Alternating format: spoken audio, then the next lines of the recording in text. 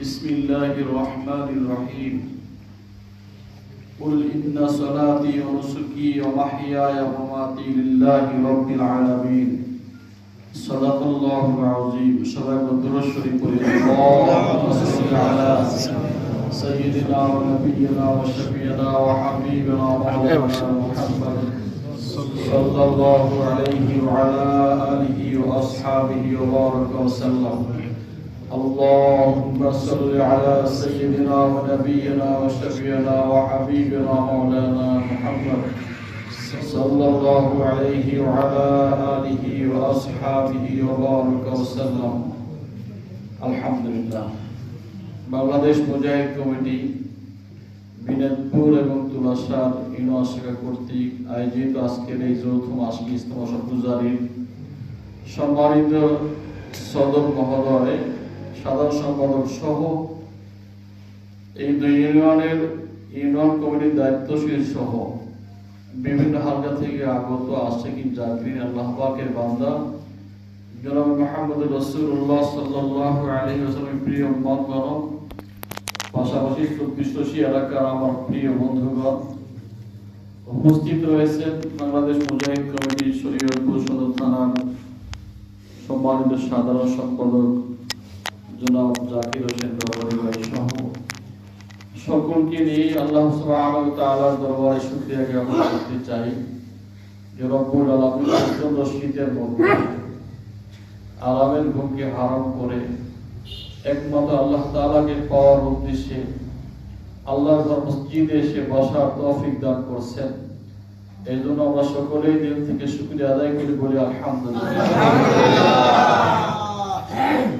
একটু আগে সদর থানার সাধারণ সম্পাদক সাহেব বলে গেছেন যে আমরা সকালে বের হয়ে ইমান নিয়ে ঘর থেকে বের হওয়ার পরে আবার এমন একটি সময় আমাদের সামনে হাজির হয়ে যায় আমরা বেঈমান হয়ে যাওয়ার সম্ভাবনাই বেশি থাকে। এর পিছনে কারণ হলো আমাদের ব্যক্তিগত জীবন থেকে পারিবারিক, সামাজিক, রাষ্ট্রীয় জীবন পর্যন্ত সব জায়গায় চলছে শয়তানের ধোঁকাবাজি। কথা ঠিক না? এই ধোঁকাবাজি থাকার কারণেই আমাদের ইমানের বের হওয়ার পরে আবার ইমানের ঘরে ঢোকার আশঙ্কা খুব কমই থাকে। যেই কারণে এই কঠিন সময়ের মধ্য দিয়ে আল্লাহ আমাদেরকে মহব্বত করে পছন্দ করে আল্লাহর ঘরে মেহমান বানাইছে। এটা একমাত্র আল্লাহর দয়া। কার দয়া? আল্লাহর দয়া। এই জন্য প্রশংসা করবো কার? আল্লাহ। আমরা সকলে আরেকবার বলি আলহামদুলিল্লাহ।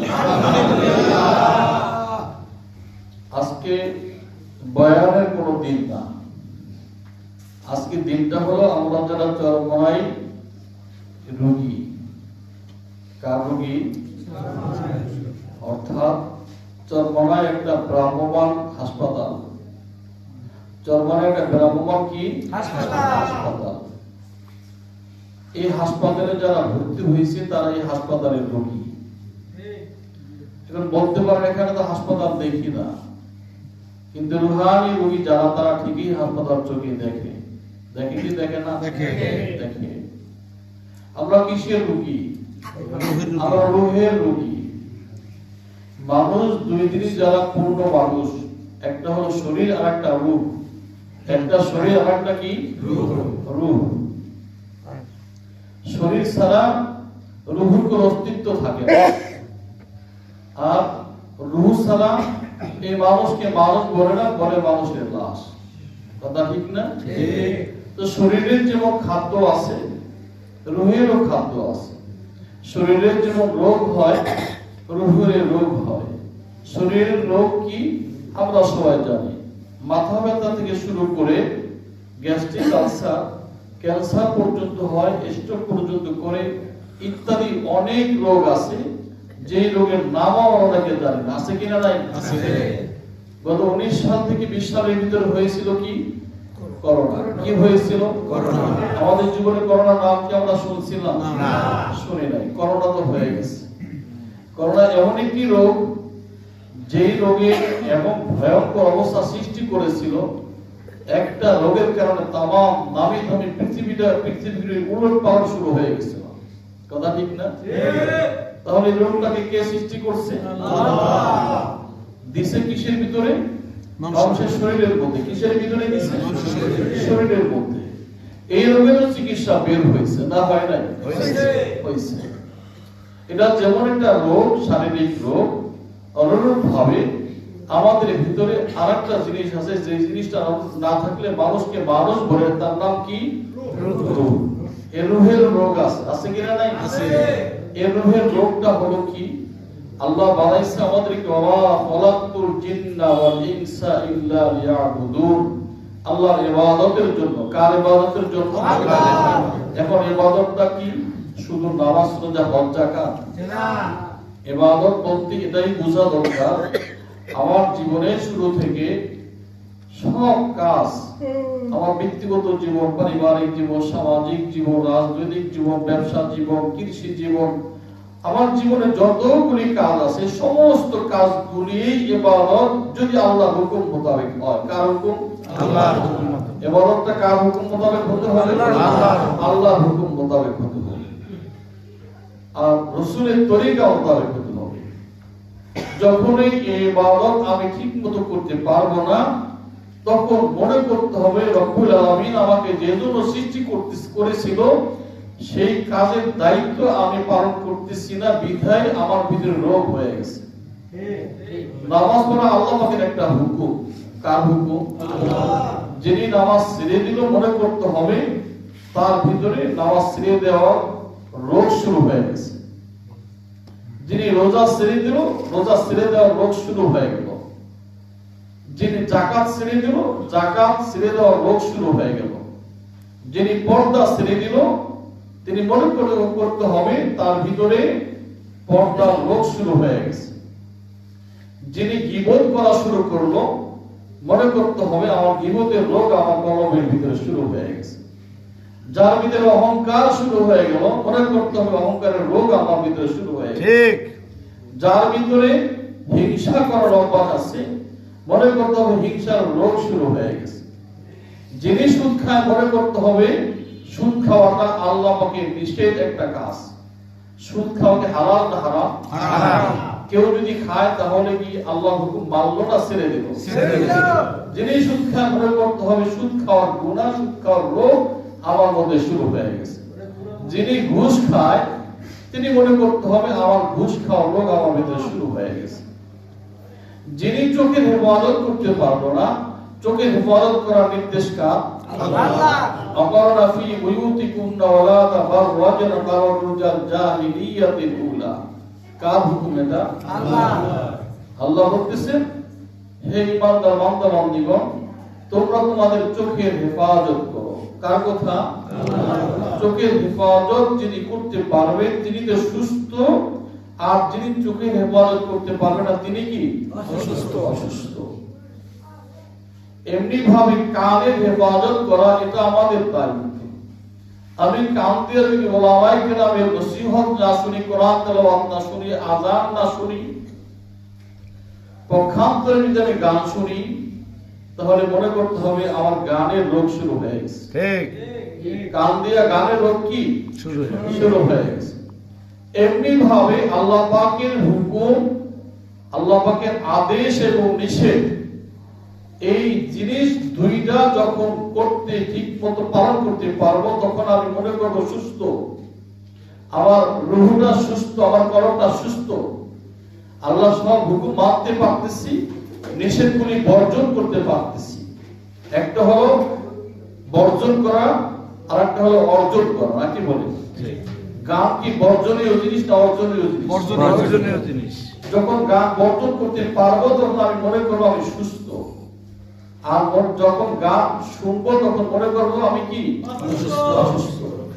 গতকালকে রাত্রেও ট্যাক্সির আওয়াজ পাইছি, বাড়িতে রাত্রে 10টা করে গেল, দেখলাম এদিকে মনে হয় অনেক দূরেই ছিল, তুলাশারের বাহিরে কিনা জানি না কোন এলাকা হয়েছে, ট্যাক্সির বাজাইছে বলতে পারি না, তুলাশারের বাইরে। এই ট্যাক্সির বাজাইছে মনে হয় আমার বাড়ি থেকে 1-1.5 কিলো বা 2 কিলো দূরে, কিন্তু আমার ঘরের ভিতরে থাকা কষ্ট হয়ে গেছে। যারা কাছে ছিল তাদের কি কষ্ট না? কষ্ট। গান শোনাটা কি হারাম, বৈধ না অবৈধ? অবৈধ।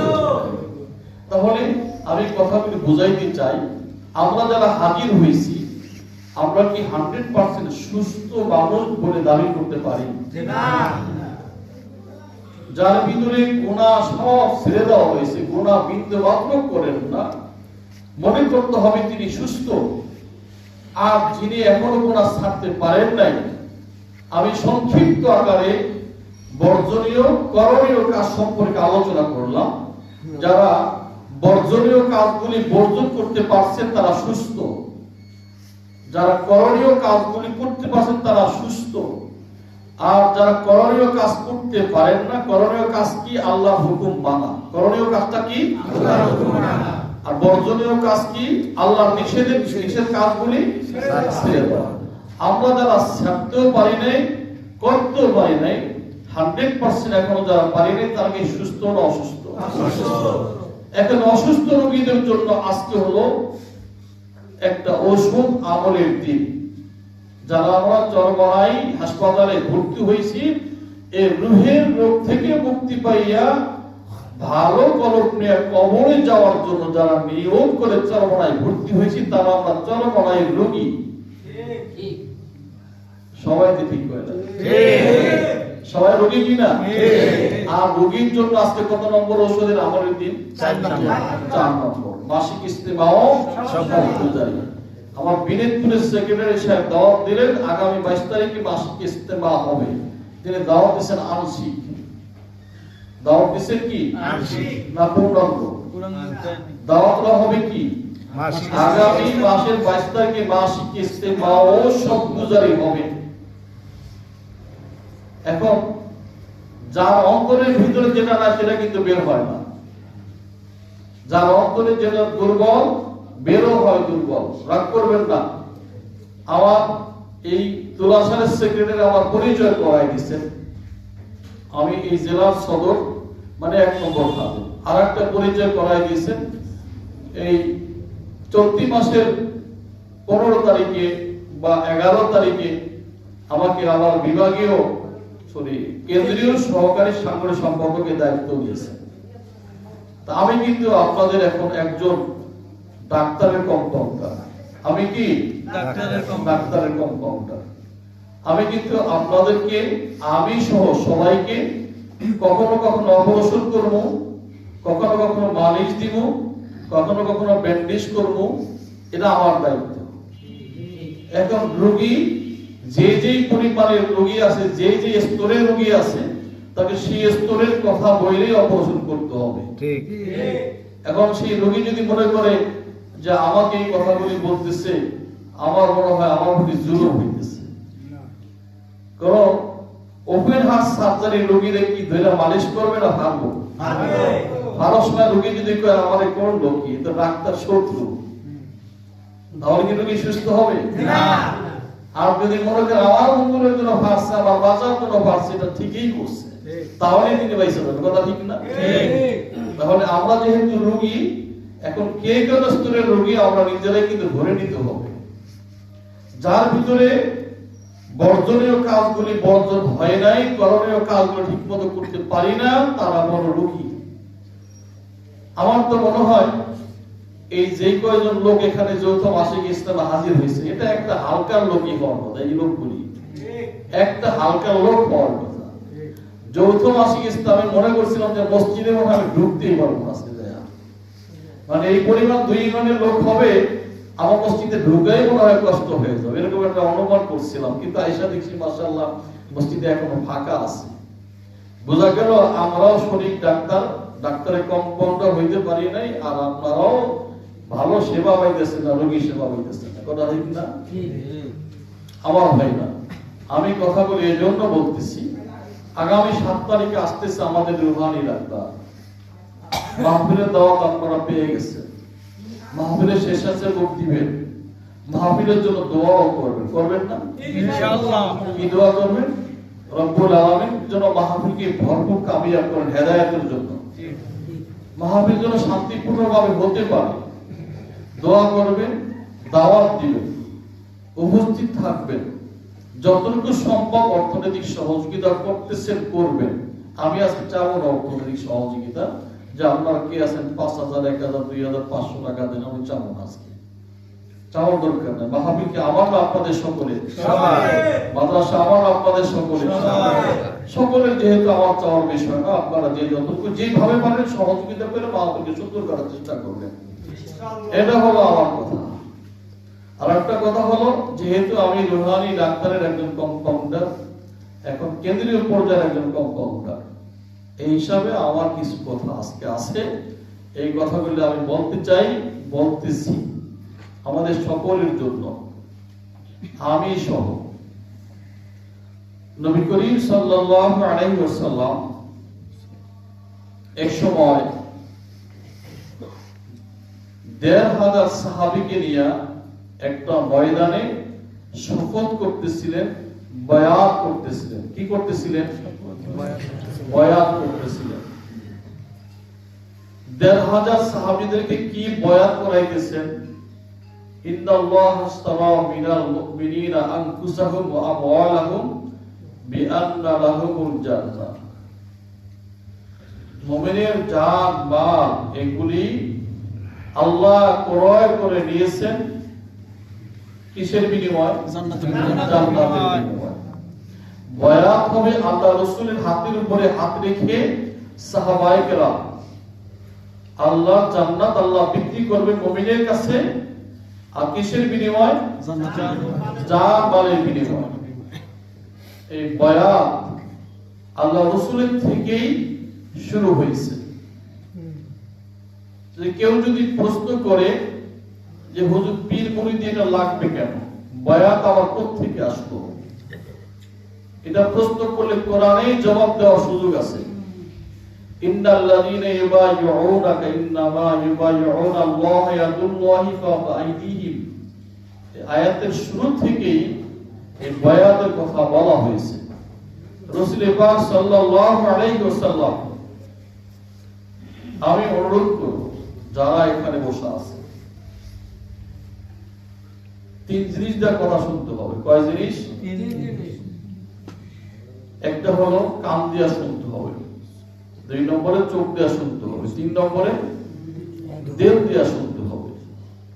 এখন কেউ যদি পরস্পর কথা বলা হয়, পরস্পর যদি কেউ কথা বলে, তাহলে কি তিনি চোখ দিয়া দেহ দিয়া কান দিয়া শোনার মতো অবস্থা থাকে? না, থাকে না। এই জন্য আমি কয়েক জায়গায় মাহফিলেও বলছি, 4 দিকে তাকাইলে, 4 জিনিসের দিকে তাকাইলে অনবরত সওয়াব হইতেই থাকে। কয় জিনিস? 4 জিনিস। 1 নম্বরে কাবা ঘরের দিকে তাকাইলে সওয়াব হইতে থাকে। সুবহানাল্লাহ। যারা আমার সাথে হজে গেছিলেন বা আমার সাথে না গেছেন, হজে গেছেন, কাবা ঘর দেখছেন না, কাবা ঘরের দিকে তাকায় থাকলে সওয়াব হইতেই থাকে। সুবহানাল্লাহ। 2 নম্বরে কোরআন শরীফের দিকে তাকায় থাকলে সওয়াব হইতেই থাকে। সুবহানাল্লাহ।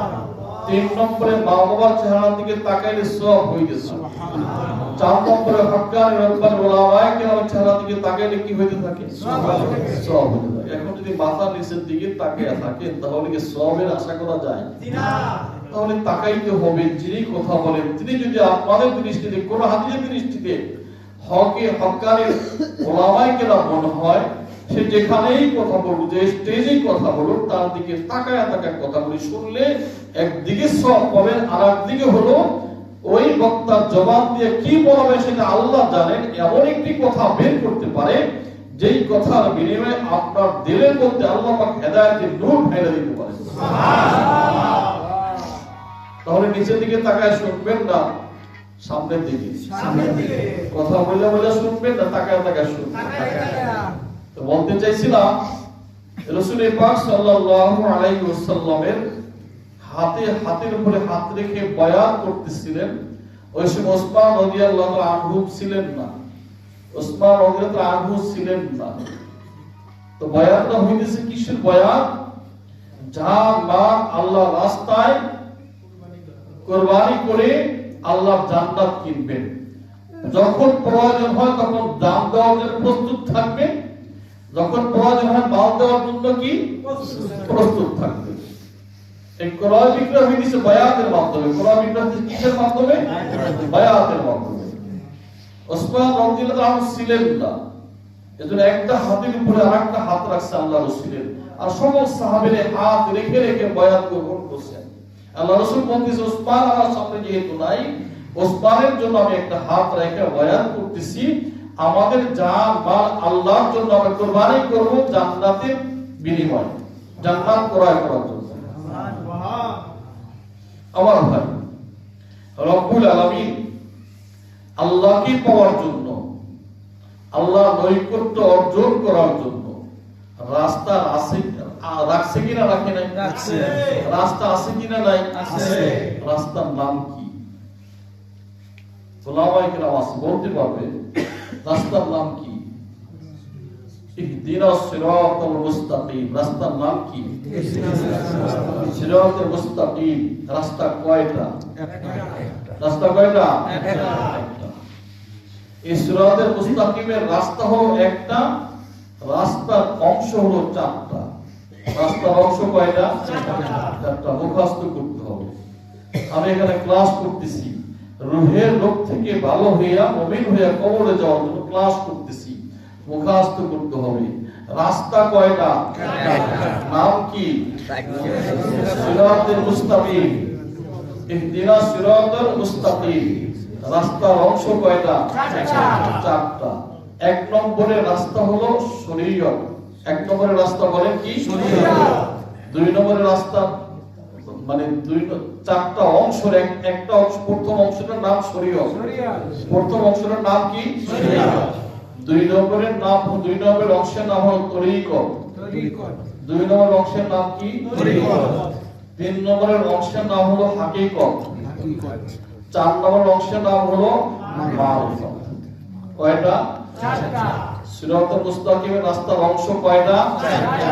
প্রথম নম্বরেরটার নাম কি? শরীয়ত। এরপরেরটার নাম তরিকত।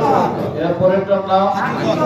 এরপরেরটার নাম মারিফত। মাশাআল্লাহ, এই তো মুখস্থ হয়ে গেছে। আপনারা সবাই পাস করার মতো ছাত্র, ঠিক না? এখন শরীয়ত, তরিকত, হাকিকত, মারিফত, এই চারটা। স্কুলে যখন, এখানে প্রাইমারি স্কুল আছে না? প্রাইমারি স্কুলের কয়টা ক্লাস হয়? পাঁচটা। কয়টা ক্লাস? 1 2 3 4 5। 1 2 3 4 5। কেউ যদি ক্লাস 1 এ লেখাপড়া না কইরা, ভর্তি না হয়ে লেখাপড়া না কইরা কেউ যদি বলে আমি 5 পাস, তাকে আপনারা কি বলবেন? পাগল। এটা কি সঠিক না ভণ্ড? ভণ্ড। সঠিক না ভণ্ড? ভণ্ড। ভণ্ড। তাহলে যদি আমাকে 5 পাস করতে হয় তাহলে এক নম্বরে কোথায় যেতে হবে? 1। এরপরে স্তরটা 2, এরপরে 3, এরপরে 4। মাশাআল্লাহ, 4 পর্যন্ত থাকুক। সিরাতুল মুস্তাকিমের অংশ কয়টা? চারটা। শরীয়ত, তরিকত, হাকিকত, মারিফত। এখন দেখেন এখানে হিকমতটা কি। ওলামায়ে কেরাম ভালো করে বোঝার চেষ্টা করেন, আমার চাইতে অনেক বড় বড় ওলামায়ে কেরাম আছে। আমি এই 24 নওজোয়ান ভাই সহ এলাকার সকল মুসল্লি ভাইদেরকে ধন্যবাদ জানাই। আমার ছেলে মুফতি মাসুম বিল্লাহ এখানে নাকি একদিন জুমার নামাজ পড়াইছে। মাসুম আছে না? আছে। জুমার নামাজ পড়াইছে। মনে হয় ইমাম সাহেব ছিল না? না ছিলেন? ছিল না। জুমার নামাজ পড়ে মোটামুটি আলোচনা যাই করছে ওরা কিন্তু সবাই চিনে না, দুই একজন চিনতে পারে। তো ঘটনাক্রমে আলোচনার মধ্য দিয়ে উনি বলছেন যে একটা জিনিস আমরা যদি সবাই বর্জন করতে পারি তাহলে আমরা সকলেই উপকৃত হব। সেই বিষয়টা হলো আমরা ডেস্ক সেট বাজাবো না। ডেস্ক সেট বাজানোটা কি শরীয়তের হুকুম না শরীয়তের নিষেধ? একটা নিষেধ বর্জন করার জন্য আহ্বান করছেন কোরআন হাদিসের আলোচনার মাধ্যমে। এক বাক্যে এই কি বলে এটা 24 মুসল্লিরা যুবক থেকে পুরানা এক বাইকে মেনে নিয়েছে। আজ থেকে আমরা আমাদের 24 এলাকায় আর কোরআন ডেক্সেট বাজাবো না। আপনারা অন্য এলাকার লোক কোন বেজার হয়েছে? খুশি না? খুশি। আমি জানলাম কিভাবে? আমি 16 তারিখে আমার এই প্রথম বৈঠক, আমি 15 তারিখে যাইতেছি, একটা অরদ উঠা পুলিশ লাইন থেকে উঠছি, ওই আমার পাশাপাশি আরেকজন যুবক মানুষ, আমি মনে করছি পুলিশের লোক। আমি তো এলাকার সবাই চিনি না, আমার গোষ্ঠী অনেক বলা হয় না, আমি চিনি না, অনেক সময় উঠা বসা নাই, চিনিও না। এখন বলতেছে হুজুর আপনি কই যাবেন? আমি ঢাকা যাবো। হুজুর আপনার ছেলে তো নামাজ পড়াইছে, আমরা খুব খুশি। হ্যাঁ, আমি বললাম যে আমি হজে গেছিলাম, ওই সময় পড়াইছে। না না না হুজুর একদিন জুমার নামাজ পড়েছে। আপনি আমার চিন্তা নেন না, আমি কিন্তু খেয়াল করতে পারি না। আমি হলাম মরহুম মাস্টার মুজিবুর শিকদারের ভাতিজা। আমি ও আচ্ছা, আমি তো খেয়াল করতে পারি না, ঠিক আছে। তো আপনাদের ওখানে কবে নামাজ পড়েন? কয়েকটা জুমার নামাজ পড়াইছে। তো হুজুর খুব ভালো লাগছে, আপনার ছেলে নামাজ পড়েছে, খুব ভালো লাগছে। হুজুর এই কথাগুলি বলছে, আমরা এক ব্যক্তি সবাই মাইরা গেছে, আমাদের কোন অনুষ্ঠান ট্যাক্সের বাড়বো না, যদি বাজে 5,000 টাকা জরিমানা ঘোষণা হয়ে গেছে। শুনলাম জমদ্দাবাড়ি আমার হাজী সাহেব দাওয়াতি, তো ওখানে এই কথাটা বললেন, জাকির ভাই ছিলেন না, একই কথা বললেন। তো বলতেছি এই জন্য রব্বুল আলামিন ওনার জবান থেকে কিছু কথা বের করছে, যে কথাগুলি ভালো লাগে, মানুষ আমলের দিকে অগ্রসর হয়েছে। কাজটা কি ভালো করছে না ভালো করছে? তাহলে বলতে চাই এখানে হিকমতটা কি? ইহদিনাস সিরাতাল মুস্তাকিমের পথের অংশ 4টা, শরীয়ত, তরিকত, হাকিকত, মারিফত। দেখেন এখানে এই 4টা শব্দ লিখতে, প্রত্যেকটা শব্দের পিছনে অক্ষর হলো 5টা করে। কয়টা করে? 5টা। শরীয়ত লিখতে ওলামা কেরাম অক্ষর কয়টা লেখে? শিন র শরীআত, শিন র ইয়া আইন তা, কি লেখে? শরীয়ত। শরীয়ত। শিন র ইয়া আইন তা কি হয়? শরীয়ত। আবার তরিকত লিখতে 5টা অক্ষর। কয়টা অক্ষর? 5টা। ত র ইয়া কফ তা, তরিকত। কয়টা অক্ষর? 5টা। হরফ 5টা হরফ। হাকিকত লিখতে 5টা হরফ। কয়টা? 5টা। হাকিকতে 5টা হরফ। মারিফত লিখতে 5টা হরফ। মারিফত লিখতেও কি? 5টা হরফ। তাহলে সিরাতুল মুস্তাকিমের অংশ কয়টা? 4টা। প্রত্যেকটা আরবি হরফ লাগে কয়টা? 5টা। এখানে হিকমতটা কি? হিকমত হলো সাধারণ 2টা প্রকার বের করছে। একটা হলো ইসলামের বেলা কয়টা? 5টা। কি কি? কালিমা, নামাজ, রোজা, হজ, যাকাত। তাহলে একটা পাওয়া গেল তো, কালিমা, নামাজ, রোজা, হজ, যাকাত। আরেকটা হলো এই ইসলামের 5টা ব্যানারের ভিতরে দ্বিতীয় নম্বর ব্যানারটা হলো কি? নামাজ। দ্বিতীয় ব্যানার কি? নামাজ। কয়েকত? 5 ওয়াক্ত নামাজ। তাহলে এই 2টা ধারা তো পাওয়া গেল, না কি বলেন? জি। এখন প্রথম হলো শরীয়ত, আর শরীয়ত হলো মূল। এখন কেউ যদি ঘি খাইতে চায়, ঘি যদি চায়, তাহলে ঘি কিসের থেকে পাওয়া যায়? দুধের থেকে। দুধের থেকে। কেউ যদি মনে করে যে আমি ঘি চাই, দুধ দরকার, দুধ ফেলা দাও, হবে নাকি? না, হবে না। দুধ ছাড়া যেরকম ঘি হওয়া সম্ভব না, তো শরীয়ত ছাড়া বাকি অংশগুলিও সম্ভব না। এখন এই যে 5টা করে অক্ষর আর 2টা বিষয়ের উপরে লিপিবদ্ধ করে রাখছে, এখন শরীয়ত এর অর্থ কি? শরীয়তের অর্থ কি? শরীয়তের অর্থ হলো চলার পথের বিধান। শরীয়তের অর্থ কি? চলার পথের বিধান। চলার পথের বিধান। বলে শরীয়তের অর্থ কি? চলার পথের বিধান। চলতে যে আইন কানুন, নিয়ম কানুনগুলি লাগে, যে নিয়ম পদ্ধতিগুলি লাগে, এর নাম হলো বিধান। এর মধ্যে একটা হলো নামাজ। শরীয়তের ভিতরে একটা হলো কি? নামাজ। আরেকটা হলো রোজা, আরেকটা হলো হজ, আরেকটা হলো যাকাত, আরেকটা হলো পর্দা। এগুলি কি শরীয়তের বিধান? এগুলি কি শরীয়তের বিধান? শরীয়ত মানে চলার পথের বিধান। আমি যেই পথে চলবো সেই পথের বিধানটা কি আছে, সেটা হলো শরীয়তের বিধান।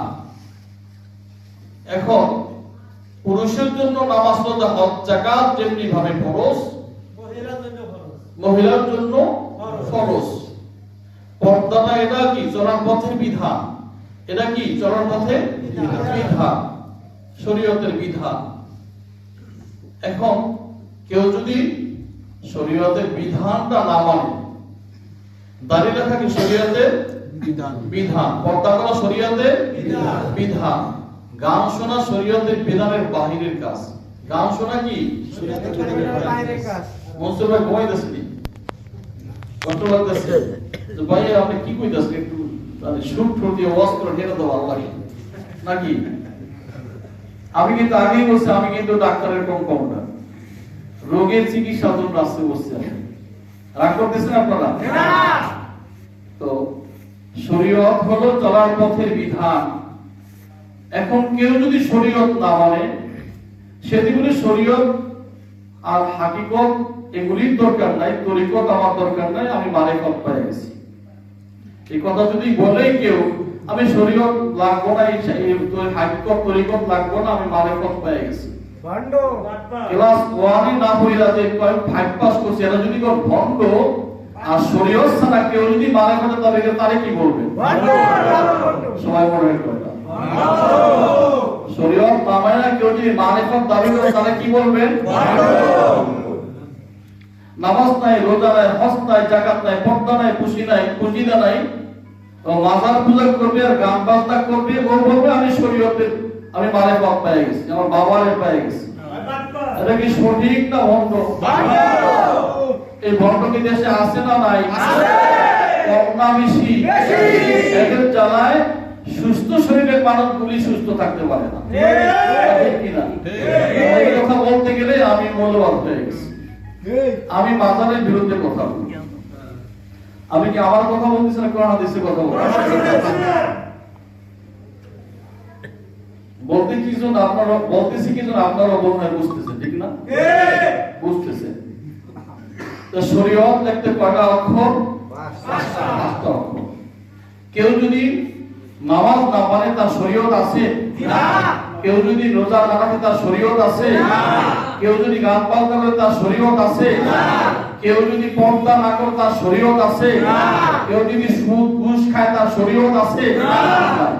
যার শরীয়ত নাই তার তরিকত নাই। শরীয়ত অর্থ কি? চলার পথের বিধান, আর তরিকত অর্থ চলন্ত পথ। তরিকত অর্থ কি? চলন্ত পথ। কেউ যদি শরীয়ত মাইনা এই চলন্ত পথে চলতে থাকে, চলতে চলতে চলতে চলতে চলন্ত পথের রাস্তা কি? চলন্ত পথের অংশ হলো আমি একটা রাস্তার উপরে চলতেছি। এই যে এখন একটা রাস্তা আপনারা আছেন না, ইমাম সাহেব নামাজ পড়া তখন নামাজের একটা রাস্তায় আছেন না, এই সমস্ত শরীয়তের বিধিবিধানগুলি রাস্তার উপরে সঠিক থাকে চলতে চলতে যখন অগ্রসর হইতে থাকবেন তখন পাবেন হলো হাকিকত। কি পাবেন? হাকিকত পাবেন। হাকিকত কি জিনিস? হাকিকত কি জিনিস বুঝতে পারেন? হ্যাঁ, বাস্তব উপলব্ধি। হাকিকত অর্থ কি? বাস্তব উপলব্ধি। বলে সেটা কেমন? যে হাকিমুল উম্মাহ আশরাফ আলী থানভী রাহমাতুল্লাহ আলাইহির কাছে একজনের বলতেছে যে হুজুর হাকিকতটা কি জিনিস আমি জানতে চাই। উনি বললেন যে আমি আপনাকে কি দিয়ে বোঝাবো যে হাকিকত কি জিনিস? একটা নাবালক শিশুকে যদি স্লোগান দিয়ে আওয়াজ করে বোঝানো হয় সাবালক কি জিনিস, সাবালক কি জিনিস, সে কি সাবালক বুঝবে? না। মিছিল করে বোঝানো বুঝবে? না। এটা কি বোঝার জিনিস না উপলব্ধি করার জিনিস? যখন তিনি সাবালক হয়ে যাবেন তখন তাও কি কেউ বোঝানো লাগবে না সাবালক কি জিনিস, কথা ঠিক কিনা? তার ভিতরে তখন বুঝা এসে যাবে, কথা ঠিক কিনা? তা হাকিকত এমন একটা জিনিস শরীয়তের বিধান মোতাবেক চলন্ত পথ দিয়া তরিকত দিয়া চলতে চলতে বান্দাকে আমরা এমন একটা স্তরে নিয়ে যায় তখন বান্দার ভিতরে এমন একটা অবস্থা তৈরি হয় ওই বান্দার সাথে আল্লাহর একটা সম্পর্ক হয়ে যায়। এই সম্পর্ককে বোঝানো জিনিসটা অনুভব করা জিনিস, এর নাম হলো হাকিকত। এর নাম কি? হাকিকত। তাহলে এই হাকিকত পর্যন্ত যাওয়ার জন্য প্রথম দরকার কি? শরীয়ত। দ্বিতীয় দরকার কি? তরিকত মানে রাস্তা। এখন বন্দরের রাস্তা তরিকার বিধায় পীরমুরিদি, ঠিক আছে এটা, কিন্তু পীরমুরিদি কোনটা? বয়াতের কথা আমি আগে বলছি, যে ব্যক্তি রাসূলুল্লাহ সাল্লাল্লাহু আলাইহি ওয়াসাল্লাম তরিকা মোতাবেক, আল্লাহ পাকের হুকুম মোতাবেক যিনি শরীয়ত মাইনা, তরিকত মাইনা যিনি এই কাজগুলি করেন, তিনি হলো শরীয়তের সুন্নতি সহিহ পীর। আর শরীয়ত বাদ দিয়া, হাকিকত তরিকত বাদ দিয়া যিনি পীর দাবি করেন, তিনি হলো ভণ্ড পীর। তিনি কি পীর? ভণ্ড পীর কি আছে না নাই? আছে। এরা ভক্ত বলা বাজার মাহে মহিলা নিয়ে নাচানাচি করে, সেজদা দেয়, পায়ে সেজদা দেয়, চুমাচুমি করে, এই সমস্ত তারা কি শরীয়ত পীর না ভণ্ড পীর? ভণ্ড। এই সমস্ত ভণ্ড পীরের কি হাকিকতের অবস্থাটা বুঝবে? না। আল্লাহর সাথে সম্পর্কে হাকিকতের অবস্থাটা বুঝবে? না। বুঝার কোনো ক্ষমতা নেই। এখন বাকি আছে কয়টা অংশ? একটা। শরীয়ত গেছে, তরিকত গেছে, হাকিকত গেছে, বাকি আছে মারিফত। মারিফত হলো পরিচয় লাভ করা। মারিফত হলো কি? পরিচয় লাভ করা। বান্দা যখন শরীয়তের উপরে চলতে চলতে, তরিকতের উপরে চলতে চলতে হাকিকত অনুভব কইরা যখন আল্লাহর সাথে তার পরিচয় হয়ে যাবে, তখনই বান্দা আল্লাহ ছাড়া কাউকে আর চিনবে না। তখন বান্দার ভিতরে আল্লাহর সবকিছু, মালাহুল মাওলা ফালাহুল কুল। যেই বান্দা আল্লাহ হয়ে যায়, আল্লাহ তার হয়ে যাবে। সুবহানাল্লাহ। তাহলে এই রাস্তা পর্যন্ত, মারিফত পর্যন্ত যাওয়ার জন্য দরকার কি? শরীয়ত আগে মানা। এখন আমাদের দেশে, বাংলাদেশে যে ভণ্ড পীর আছে, এদের শরীয়ত আছে না। তাহলে ক্লাস 1 এই ভর্তি হয় নাই, তাহলে 5 পাস করবে কিভাবে? ক্লাস 1 এ ভর্তি না হয়ে যারা পীর মুরিদ দাবি করে আর মারিফত দাবি করে, তারা আসলে সঠিক না ভণ্ড? ভণ্ড, মিথ্যাচার, মিথ্যা ভণ্ড কি না বলেন? আমার ভাইরা, আমি বুঝাইতে চাই, আজকে ভণ্ডদেরকে যাদেরকে ভণ্ড বলতেছি, আজকে এরা যেরকম ভণ্ড, আমরা ভণ্ড থেকে বাঁচার জন্য আমার আত্মাকে শুদ্ধ করে এই কাজগুলি আমার ভিতর পরিপূর্ণ আনা দরকার। না হলে আমিও কিন্তু ভণ্ড থেকে খালি না। আমি কি কথা বুঝাইতে পারছি আপনাদেরকে? তাহলে আল্লাহকে পাওয়ার জন্য সিরাতে মুস্তাকিমের পথের 4টা অংশ কোনটা বাদ দিয়ে আল্লাহর সাথে মিলা সম্ভব না। 3টা বাদ দিয়ে আল্লাহর সাথে মিলা কি সম্ভব? না।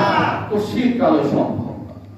আমার ভাইরা, আমি বলতে চাই, পীর সাহেব চরমনা এসব হক্কানি রব্বানি যত ওলামায়ে কেরাম আছে আমাদের পীর মাশায়েখ আছে, তাদের কাছে গেলে আল্লাহর সাথে পরিচয় হওয়ার জন্য যে পথ পদ্ধতিগুলি আমাদের সামনে উপস্থাপন করেছে, এগুলি মানলে কি আল্লাহর সাথে পরিচয় পাওয়া সম্ভব না অসম্ভব? আর যদি না মানি অসম্ভব। আমরা কি মানতেছি? না। আমরা কি মানার ভিতরে আছি? না। মানার ভিতরে নাই। এখনো মুজাহিদদের বাড়িতে বিয়ে সভাটা অ্যাকসেপ্ট করে। এখন অনেক মুজাহিদের সুদের সাথে জড়িত আছে, অনেক মুজাহিদের ঘুষের সাথে জড়িত আছে, অনেক মুজাহিদদের সন্তানদের সুন্নতে হত্যা করার অনুষ্ঠান করতে আছে। আছে না নাই? অনুষ্ঠান করে আবার টাকাও উঠায়। আমি তো আগেই বলছি অপারেশন করতেছি, এরা করতেছে না। এখন বলেন, এই সমস্ত রোগ থেকে মুক্তি পাইয়া খাঁটি আল্লাহর গোলাম হয়ে আল্লাহর পরিচয় পাইয়া কবরে যাইতে চান কে কে? একজন ঘুমাইতেছে পাশে কেটা? মাশাআল্লাহ, মাশাআল্লাহ। সবাই হাত উঠান দেখি। সবাই আল্লাহর পরিচয় বা আল্লাহকে নিয়ে কবরে যেতে চান? সবাই যেতে চান? ইনশাআল্লাহ। আল্লাহ আপনার ঘরে বসে পবিত্র জুমার দিন ইশারের নামাজের পরে আমরা কোরআন হাদিসে যে কথাগুলি কম বেশি শুনলাম, শোনার পরে আমরা এখন বুঝতে পারছি আমাদের পরকালে নাজাতের জন্য আপনার দয়া ছাড়া আমাদের উপায় নেই। আপনার দয়ার মাধ্যমে আমার যে শায়েখ আমাকে 5টা ওষুধ দিয়েছে, এই ওষুধগুলি মাইনা আপনার পরিচয় পেয়ে আপনাকে নিয়ে আমি কবরে যাইতে চাই। আল্লাহ আপনার হাসরের দিন আপনার জান্নাত চাই। আমিন। আল্লাহ আপনি কবুল করেন। আমিন। এখন আপনারা হাত উঠাইছেন আমার ভাইরা, আমরা সবাই রোগী হয়ে গেছি। এখন এই রোগ থেকে মুক্ত না হয়ে কিন্তু কেউ কবরে শান্তির আশা করা যায় না। এই রোগ থেকে মুক্ত হওয়ার জন্য এই কথাগুলি আমি বললাম, আমরা সবাই কথাগুলি বললাম। এখন এগুলি মানার জন্য একটা সিদ্ধান্ত নেওয়া দরকার, ডিসিশন নেওয়া দরকার, যে কখন থেকে 100% শরীয়ত, তরিকত, হাকিকত, মারিফত মাইনা, আমার শায়েখের 5 ওষুধ মাইনা আমি আমার মাওলাকে নিয়ে কবরে যেতে চাই। এর একটা দিন তারিখ ঠিক করা দরকার। দরকার না? আগামী মাসে মাসিক ইস্তেমা না কি বলেন? এখন থেকে সবারই দরকার। এখন থেকে কেন এখন থেকে দরকার? আমার নিঃশ্বাসের কোনো বিশ্বাস নাই। গেল মাসের 29 তারিখে 10টায় পড়লাম এক জানাজা। ওই জানাজাই আমার বন্ধু ছিল, সে ঘন্টা দিন পরে তিনিও মারা গেলেন, তার জানাজা পড়লাম ওর ময়দান। এখন আমি কথা বলতেছি, কালকে সকালে যে ফজরের পরে আমার জানাজা আপনারা পড়বেন না, তার কোনো নিশ্চয়তা আছে? নিশ্চয়তা নাই। আপনাদের জানাজা যে পড়বেন তার কোনো নিশ্চয়তা আছে? নাই। নিঃশ্বাসের যেহেতু বিশ্বাস নাই, তাহলে এতদিন ভুল করছি। আমি চরমনায় হাসপাতালে ভর্তি হয়েছি, আমি চরমনায় মাদ্রাসায় ভর্তি হয়েছি, এতদিন ঠিক মতো আমি ক্লাস করি নাই, এতদিন আমি ঠিক মতো ওষুধ সেবন করি নাই। এখন আমি বুঝতে পারছি যে কোনো মুহূর্তে আমার সামনে আজরাইল হাজির হতে পারে।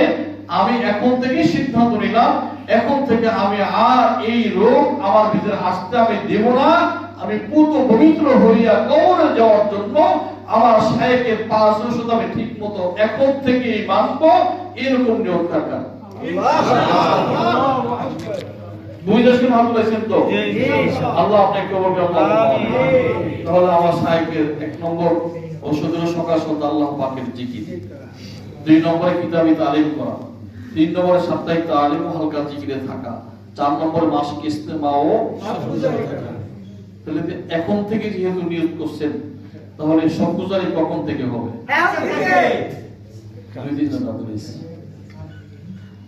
সবগুজারি কখন থেকে হবে? এখন থেকে। কে কে এখন থেকে সবগুজারি? আপনি কিন্তু এখন রোডে নাই, এখন কিন্তু ফেলের দিকে যেতেছি, ফেলের দিকে যেতেছি কেন? বর্ণ তো একদমকে বলছি, এখন আমরা একটুকে স্বীকার করলাম, আমরা না মানলে আমরাও কি হয়ে যাবো? বর্ণ কিসানকে কে হাত উঠান? বর্ণ হইতেছেন কে হাত উঠান? যে মানে সে বর্ণ না, সে সহি। যে মানলো না সে বর্ণ। দাবি করে উচ্চারণ করাই বলি, ক্লাস করলাম না, দাবি আমার ঠিক আছে? রাগ করে না ভাই, আপনার কবরে আপনি যাবেন, আমার কবরে আমি যাব। আমার কাজ হলো বুঝানো, আমার কাজ হলো স্মরণ করায় দেওয়া, মারার কাজ আপনার। আমি তুলাসের ইমানে অনেক মাসিক ইস্তেমায় সেই কথাগুলি এইভাবে বুঝাই নাই, অন্যভাবে বুঝাই ওয়াদা করাইছিলাম। এই মাসে হুজুর ভুল হয়ে গেছে, আমি বেলিংপত্র আনতে পারি নাই, ইনশাআল্লাহ আগামী মাসে আনবো। এরকম অনেক হয়ে গেছে, আগামী মাসে আবার এই খালি গেছে বেলিংপত্র। তার মানে তার ভিতরে একই দুর্বল হয়ে গেছে, তার ভিতরে বিশ্বাস করো আমি আরো 60 বছর পাবো, এত তাড়াতাড়ি আমি মরবো না, সময় আছে, ঠিক না? এই কি আমার ভিতরে ফিট নাই, ফিট হয় নাই। আনতা আবুদাল্লাহ কাআন্নাকা তারাহু ফাইন লাম তাকুন তারাহু ফাইন্নাহু ইয়ারাক। আল্লাহ বলতেছেন হাদিসে জিবরিলের মাধ্যমে, তুমি এভাবে নামাজ পড়ো যেন তুমি আল্লাহকে দেখতেছো। তোমার জীবনের প্রত্যেকটা মুহূর্তে সব কাজ করার সময় তুমি খেয়াল করো তুমি আল্লাহকে দেখতেছো। বান্দা যদি বলে যে আল্লাহকে আমি দেখতেছি, আমার সামনে স্পেশাল হাজির, ওসি সাহেব হাজির, আমার সামনে দারোগা সাহেব হাজির, এই কথা জানলে কি আপনি কি অপরাধ করতে পারবেন? সরকারের কি কোনো অন্যায় করতে পারবেন? কারণ আপনি জানেন আইন প্রয়োগকারী সংস্থার লোক এসপি সাহেব, ওসি সাহেব, দারোগা সাহেব আছে, ঠিক না? তাম দুনিয়ার আইনের মানে আইন যারা প্রণয়ন করছে তাদের সমস্ত বাদশাকে আল্লাহ। যদি আমি খেয়াল করি তাম দুনিয়ার ক্ষমতার মালিক যে আল্লাহ, সেই আল্লাহকে আমি দেখতেছি, তাহলে আমাদের অন্ধকারে গুনাহ করার সুযোগ আছে না? ভিনকেটা চুরি করার সুযোগ আছে? বাপের কাম দেওয়ার সুযোগ আছে? সুদ ঘুষ খাওয়ার সুযোগ আছে? চোখের হেফাজত, চোখের খেয়ালত করার সুযোগ আছে? তাহলে প্রত্যেকটা বান্দার এক নম্বরের খেয়াল থাকা দরকার, আল্লাহকে আমি দেখতেছি। যদি এটা না আসে তাহলে তুমি এই খেয়াল করো যে আমি আল্লাহকে দেখি না, কিন্তু আল্লাহ আমাকে দেখতে আছে, আল্লাহ আমাকে কি দেখতে আছে। এই খেয়াল যদি বান্দার ভিতরে হয় তাহলে এই বান্দা ভাঙিবে কিভাবে যে হুজুর ঠিক আছে, আমি তো আজকে শীতের দিন, আমি বেলিং পত্র নিয়ে প্রস্তুতি গ্রহণ করে আসি নাই, আমার তো বাড়িতে গরুর গরু আছে, আমার বাড়িতে কইয়া আসি নাই, আমার স্ত্রী একা আছে, আমি আগামী মাসে আসবো। এই কথাটা যেমন ভাবে কইলা, করার পরে এখন থেকে পুরো প্রস্তুতি নিয়ে তওবা কইলা পুরো প্রস্তুতি নিয়ে কাজগুলি করা উচিত কিনা? উচিত না? কিন্তু আজকে যে আপনারা আসলেন, আপনাদেরকে শুধু মাসিক ইস্তেমার দাওয়া দিয়ে দিছিল না, সবগুজারি কথা বলছিল। বড় হয়ে বলে না দায়িত্বশীল বললে আসলেন না কেন? কোন ভরসা আসলেন না? আমি যখন আরেগাঁও মাদ্রাসা নতুন শুরু করি, আমি যে ধান উঠাইছি, কখনো কখনো ধান মাথায় টানছি, আবার বাঁশও কাটছি মাহফিলের জন্য, মারিও কাটছি আরেগাঁও মাদ্রাসা বলতেছি জন্য আমাদের ভরসা যে আমি যে এখন মারা যেতে পারি, এই বিশ্বাস কিন্তু আমার দেহের মধ্যে পরিপূর্ণ না। আমি মির্জাকান্দি কেউ থাকলে আমার রাগ করে না। মির্জাকান্দি এলাকায় গেছিলাম ধান লেখতে, কথা বলেন কেন? তালুকদার সাহেব কথা শুনে না, মাঝে মাঝে করে চেয়ারে বসে, চেয়ার দেন একটু, একটা চেয়ারে বসে, ওই কোন চেয়ার আছে, চেয়ারে দেন, বুড়া মানুষ ওই দিয়ে করে, একটু হাইটা আসুন। মির্জা গান্ধী ওই যে বেশ কয়েক বছর এরই ধান যখন পাকার আগে পাকা পাকা ভাব, এর আগে এলাকা এলাকা যায় যায় লেখছে, আপনাদের কারো মনে আছে? যে মনে নাই, মনে হয় বাড়িতে যায় যায় লিখে থুইতাম না যে আপনি আরেকটা মাদ্রাসায় কত মন দেবেন, কেউ বলছে 8 মন, কেউ বলছে 1 মন, কেউ 10 মন, যার যার তো অভিজ্ঞতা হবে ওই লিখে থুইতাম। পরে উঠানোর সময় যায় ছাত্র বা শিক্ষক যায় নিয়ে আসতো, আবার কেউ দিয়েও যেত। তো ওই মির্জাকান্দি এলাকায় যখন গেলাম, হঠাৎ করে বৃষ্টি এলো, কারণ আমি যাবো কই, কেউ চিনি না। এক বাড়িতে ঢুকছি, নাম বলবো না, এক বাড়িতে ঢুকার পরে বারান্দায় বসছি, ভিতরে শুনতেছি কেমন জানি কান্না কান্নার একটা আওয়াজ, কেমন জানি একটা মানে বাড়িটার ভিতরে কেমন জানি অশান্তি অশান্তি মনে হইতেছে। আমি জিজ্ঞাসা করলাম কি হয়েছে? এইবারই মুরব্বী অবস্থা ভালো না, যে কোনো মুহূর্তে মারা যেতে পারে। মানে মুরব্বী আমাদের সে কি বলে যে উঠটা ঢুকায় না, মরার আগে দিয়ে আপনার কেমন জানি হয় না, উঠটা নড়ছে, মানে কথা বুঝে কিন্তু উত্তর দিতে পারে না, এরকম একটা হালত শুরু হয়ে যায় না, হয়। তা আমিও চিন্তা করলাম, আরে এরকম একটা বিপদের সময় আসলাম, তা আমরা ছাত্র লইয়া যারাই আমার সাথে ছিল একটু দোয়া করলাম, সুরে ইয়াসিন পড়ে যা কিছু বলে দোয়া করলাম, আল্লাহ তুমি হেফাজত করো, বেচারা হায়াত থাকলে তুমি সুস্থ করে দাও, আর না হয় তুমি আল্লাহ হায়াত না থাকলে ইমানের সাথে কবুল করো। তাই কয়টি যাওনি শুনে ঠিকই অনেক উত্তর টুত্তর দিতে পারে না। তা আমি করলাম কি, এই কথা বলার পরে পাশাপাশি যাইয়া কিছু ভালো ভালো কথা বলে নিলে ওনাকে বললাম যে মুরব্বী, এখন তো আল্লাহ আপনার বাঁচায় রাখছে, আমি দোয়া করি আরো আপনি হায়াত পান, সুস্থ থাকেন, সুস্থ করে দেন। তবে আমি তো আসছিলাম অমুক আরেগাঁও মাদ্রাসা থেকে, তো আপনি এখনো কিন্তু আপনার সুযোগ আছে ভালো কিছু কাজ করার, আছে না? আছে।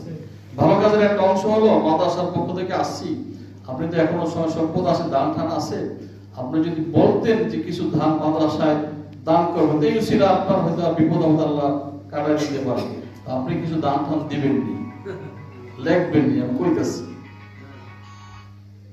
এই কথা বলার পরে এখন উনি চুপচাপ করেছে, কিছু কয় না। আমি আবার একটু জিগেলাম, মুরব্বী কিছু দান ঠান দিবেন নি, এখন কথা তো কইতে পারে না, তা হুকুমে তো আমি বুঝতে পারি যে হ্যাঁ দিব কিছু, আর এমন করে কেমন করলো, দিব না ধান দিব না। আমি আর কিছু বলি নাই, আমি বুঝলাম কি যে বেচারা ধান দিব না, তার ভিতরে একই হলো আমি আর অনেক বছর বাঁচবো, এই ধান আমার প্রয়োজন, দিব না।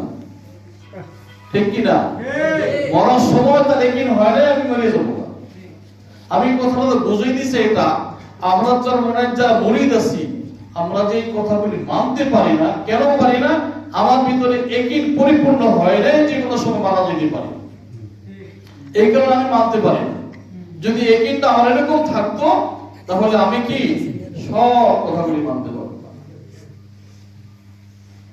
এখন একইটা কি মজবুত হওয়া দরকার না হালকা থাকা দরকার? আজকে যারা প্রস্তুতি নিয়ে আসেন, আমি আপনাদেরকে জোর করব না, যেহেতু শীতের রাত্র, কিছু গরম কাপড় চোপড় ছাড়া মসজিদে ঘুমান যায় না, এটা একটা যুক্তিও আছে। এখন বললেই পারবেন না, যদি কাছে কেউ থাকেন বাড়ির থেকে নিয়ে এসে থাকবেন। তো আগামী মাসে ইজতেমা সব গুজারি, আগামী দিন থেকে শুরু করে আপনার মৃত্যুর আগ পর্যন্ত শরীয়তের কঠিন ওজর ছাড়া ইস্তেমার 100% চার সত্য মাইনা মাসিক ইস্তেমা সব গুজারি করবেন বিনা ওজরে, শরীয়তের কঠিন ওজর ছাড়া সব গুজারি কামাই দিবেন না, 5 বছর ঠিক মতো মানবেন, এইরকম নিয়ম যারা করতে পারবেন অন্তরের থেকে তারা হাত উঠাবেন। বুঝেছেন না? হাত উঠাবেন অন্তর থেকে যারা নিয়ম তারা হাত উঠাবেন। আল্লাহ আপনি দেখেন আপনার বান্দারা নিয়ম করছে, আল্লাহ নিয়ম অনুযায়ী আমল করা তৌফিক দিয়ে তাহলে ছুটি দেওয়া হতো যারা আসেন নাই প্রস্তুতি নিয়ে, সবারই কিন্তু না, সবারই ছুটি দিছি নাকি? যারা আসছেন প্রস্তুতি নিয়ে তারা থাকবেন, যারা আসেন নাই তারা সব গুজারি করবেন। এই 2 ইউনিয়নে আগামী দিন থেকে অর্থাৎ আগামী মাস থেকে 100% সব গুজারি হবে। সদর সেক্রেটারি, সাধারণ সম্পাদক, ইমাম কামরিনর যত দায়িত্বশীল আছে সমস্ত দায়িত্বশীল কি করবে? সব গুজারি করবে। সব গুজারি করবে। বিলেপুরের কদম রাতদন্ত আসলে তো ভালো করে নাম করে আমি দেখতে লই 1 2 3 4 5 6 7 8 9 10 11 12 13 14 15 16 17 18 19 20 22 জন মাশাআল্লাহ। আর কমপক্ষে তো 35 জন থাকা দরকার ছিল। কি বিলেপুরের সদস্য বুঝুন কই? গোয়েদালা হাট থেকে সদস্য আছে, সেক্রেটারি সাহেব আছে গোয়েদালা হাট না? আজকে যদি হাটের দিন যাই হোক আগামী মাসিক ইস্তেমায় ব্যাংকের আগে সদস্য সাহেব, সেক্রেটারি বোর্ডের সাহেব গাড়ি নিয়ে ব্যাংকে দেখে আসবে, পাবেন তো? ইনশাআল্লাহ গাড়ি নিয়ে যাবেন আর সময়ের দাওয়াতের সময় বলে দিবেন, বেরিক পত্র নিয়ে সবকিছুর নিয়োগ করে আসবে। আমি খবর দেবো সদস্য সাহেব হুজুর কয়জন দিয়ে করাইলেন